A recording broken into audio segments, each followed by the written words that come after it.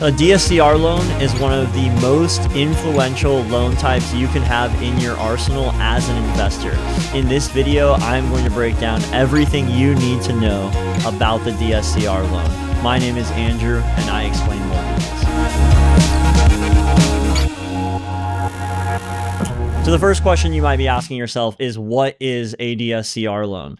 Well, the acronym DSCR stands for Debt Service Coverage Ratio. The word to remember in that acronym is coverage. The basic understanding of a DSCR loan is simple. Does the amount that you are renting a property for cover the principal, interest, taxes, and insurance of the mortgage? So if we're looking at our DSCR, we would call like a ratio. A lot of times you'll hear the word thrown around. It's a 1-to-1 ratio. The debt service coverage ratio is simple. Here's how it works. It's a 1-to-1 ratio. And what that means is I have a mortgage payment.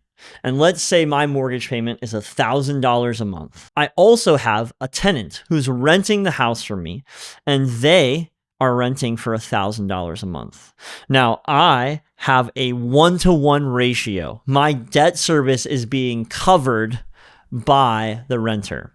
That is how a DSCR loan is structured, and that is what is going to help you to buy or refinance investment properties. And the reason my investors love it is because it allows for us to not show taxes, W-2s, 1099s. A lot of investors have unique income.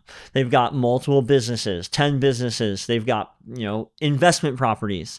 And the benefit here for the investor is that we are using the property to qualify the income. Now you might be asking, Andrew, how much money do I have to put down on a DSCR loan? And that's a great question. Like, what are the qualifications of a DSCR loan? First thing you need to know is that DSCR loans do require really good credit. So if you're above 700, I would say that we can find a DSCR product for you.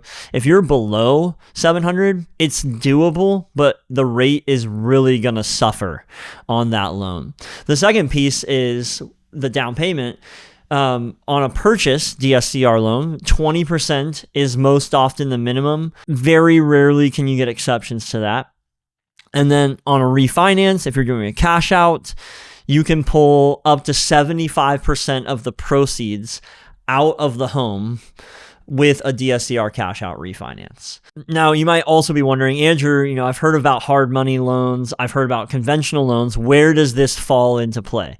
Well, if you think about conventional or your standard qualified mortgages up here, and you think about hard money loans down here, DSCR is going to be somewhere in the middle. It's not going to be as worse of a rate as the hard money products.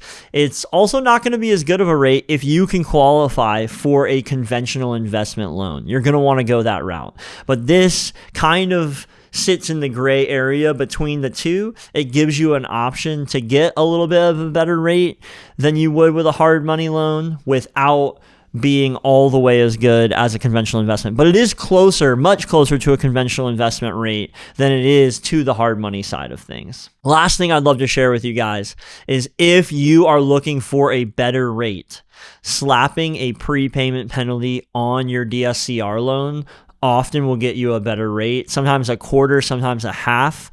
Most lenders will allow you to do a 1, 2, 3, 4, or 5 year prepayment penalty. A prepayment penalty is allowed in some states and isn't allowed in others. So that is something you'd have to check with a mortgage professional. But putting a prepayment penalty on your DSCR loan is often going to sweeten the interest rate. Now, a lot of investors are scared when you hear the term prepayment penalty. What does that mean? Some lenders do it in descending order. So in the first year, let's say we put a 3-year prepayment penalty on there. In the first year, if you paid off your loan, 3% of the loan would be due.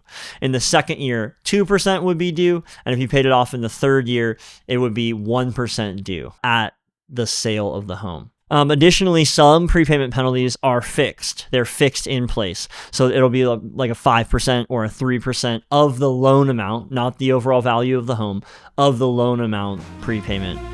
That's what you would have to pay. I hope that that was a thorough explanation of how a DSCR loan works so that you can have that in your tool belt as an investor. As always, my name is Andrew.